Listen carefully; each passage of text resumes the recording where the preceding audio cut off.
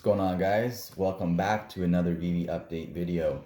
So today I'm just going to go over a few things that happened this week, a couple things that I did, a couple things that I saw, a couple drops that we got, and um, just a little update video. So nothing crazy here, no specific topic, just a general update. So this week we had the Todd McFarlane comic book series drop.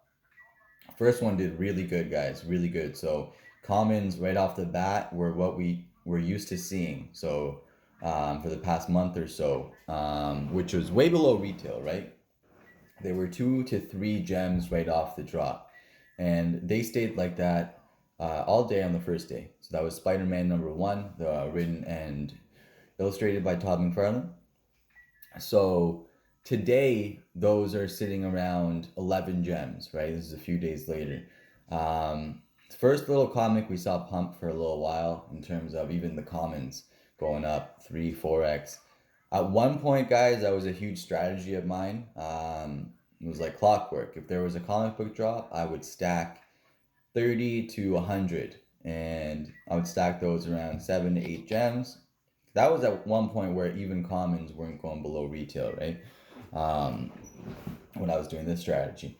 So I would pick them up at 7 or 8 gems, and then within a week, I would unload the whole stack, if not most of the stack, for double, right? So I was looking at it as one of the biggest gem vehicles in the app for short-term gains, right? If I bought the same amount of Todd's or Waltz, which are obviously much more significant pieces and should do much better long term, um, I'm still not going to 2x them in a week, every week, no matter what they are, right? So I did that for a little while with comics, and that was during the bull run, right? So bear market's a little bit different, but Spider-Man #1 kind of um, gave us that feeling again, right? But it's also significant, especially to a lot of collectors in the app. That secret rare comic went for 600 at one point. I don't know if it's still going for 600. I haven't checked, but it went all the way up to 600, and people were stacking them around 100. So that's a 6x in a week, right? So definitely a lot of great opportunities still out there. Um, I missed that one, right? So I tried to catch up on the rest of the Todd series, and all right, so I haven't done great yet. Yesterday I got 39 blind boxes. First of all, guys, I'm doing it for fun, so I don't care if those all become common. So before you pocket check me, don't worry. Manage your own money and I'll manage mine. But I was fine with it, right? I was fine with it, and obviously a blind box more than likely gets you a common, okay? Gets you a common. But it does give you a chance at some other things as well. Secret rares, special mints, 1939 mints, Todd McFarlane birthday mints, Spider-Man, just like 1963. Is it 1963? I think it's 63. Like whenever Spider-Man's first year comic book appearance was, there's special mints, low mints, and all that stuff that you can get for $6.99. More than likely you'll get a common, right? So I got 39 blind boxes yesterday. 28 or 29 of them were commons, and none of them were good. So those are all 2 gems, right? They're all 5 gem losses for now.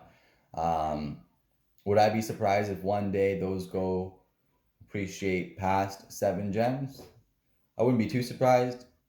Do I carry the way at this point? Not really. Not really. So I'm happy. I'm happy with having them. Obviously, would have rather gotten a secret rare, ultra rares, and low mints, but it's my risk tolerance. It's very easy for me to do that, right? Not necessarily easy, but you know what I mean. It wasn't like it's not making or breaking me, and I'm happy to do it. So it was fun. It was like opening a booster box of Veve blind boxes, right? So today, what did I do today? I got 24 today.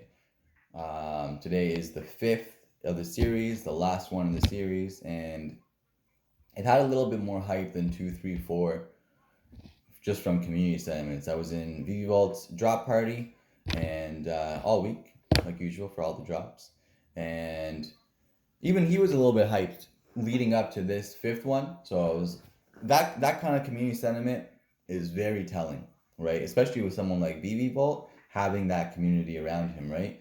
I'm there, everyone's there, watching those drops go down, kind of feeding off each other's energy, right? So if you see a lot of people dislike a drop or say they're going to skip it in VP Volt's drop parties or just in general, right? In Twitter, in the community sentiment's a lot stronger than I once gave it credit for, right? So in terms of certain collectibles, I didn't feel like should pump, right? Because I didn't think they had that kind of significance.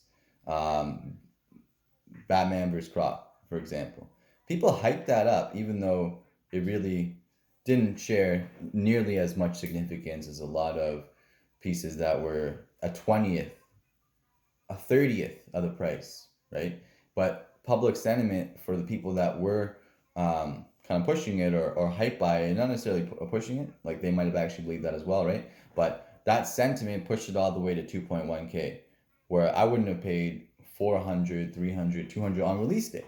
On release day, even though it was a 120 collectible and it was during a bull run and stuff, for different factors and variables. Steamboat Willie pumped to 11, 12K. There's a giant portion of the VV app that loves Steamboat Willie and puts it as a grail. There's a lot of people, such as myself, we can all have opinions, right? I don't think it's that great. I think Steamboat Willie, the 1920 version, is extremely significant and popular. But I don't think the NFT version, that's not that FA, holds that same significance. Just the same way that I don't think if Todd came out tomorrow, he would be nearly 3K, right? He'd be going for 60 gems in the market tomorrow. Maybe because it's a Todd, we have a little bit more of a premium, but there's no way we'd go for 3K, right? Not even close. It would, the reason why it's so significant and priced like that is because of all the firsts that it has attached to it with DC, Veve, Batman, and I'm going to go with, I know NBA Top Shot did it already, but I'm going to go with one of the first three, could it be? Is it the first 3D IP, licensed IP collectible for an NFT? Because I know Top Shots, right? They're replays, so they're not 3D collectibles. Did Wax do them first with the little? I don't know. We'll do some research if you guys want on that. But it has a lot of firsts, and that's why it has that significance, right? If Top got dropped tomorrow, it wouldn't be that significant. So if Steamboat Willie took place of Partners Mickey, then damn, you got to put that up there. But either way, I'm just using that example because even in this video, some of you are listening right now, you're like, man, this guy does not know what he's talking about. He should sell all his wallets and buy Steamboat, Ultra, and Mickey, animation, first with sound, all that stuff, right? So I love that conviction. If you have that conviction with Steamboat Willie, all power to you, right? We can have different opinions on that. But that's what I mean about public sentiment from my perspective, pushing things that don't necessarily meet all the criteria of everybody else, right? So public sentiment is huge. This fifth comic coming out today, I got 24 of them, but the common's still going for 2-3 gems. Right when the market opens, it's going for less. It's going for about 2 gems. That's the floor. Will public sentiment push this back up to over retail in a few days? We'll see. We'll see what happens. But I just wanted to bring up that point with public sentiment and how it actually plays a big role. So if there's a bunch of people saying they're going to skip the drop, and you see that in the live chats, you see that on Twitter, and you see stuff like that, or people saying that'll go under retail. Most of the time, there's some logic behind it. And if there's enough people saying it, man, that is influential. And it starts to influence a lot of other people as well. And usually there's reasons behind it, right? So if you see 100 people saying, don't go to that restaurant, right? There might be a reason behind it. If you see 100 people out of 300 people being like, nah, don't go for that, or don't do this, there is some significance behind it. But you can also be wrong, right? You can also be wrong. So that's why with Darth Vader, for example, for me, Walt vibes instantly in terms of opportunity, right? I felt that if he was dropped under even 2K, I thought it was a stackable opportunity. But I was expecting him to be dropped instantly when the market opened for 1,500. So when I saw him at 750, stacked as much as I could, right? Stacked as much as I could. And public sentiment was a little bit strange for that drop because there was a lot of people, most people thought Vader was a grail, but some people even thinking he was a grail, right? And a lot of us have, you can make price predictions and you can be wrong, you can be right. We're all just trying to figure it out, right?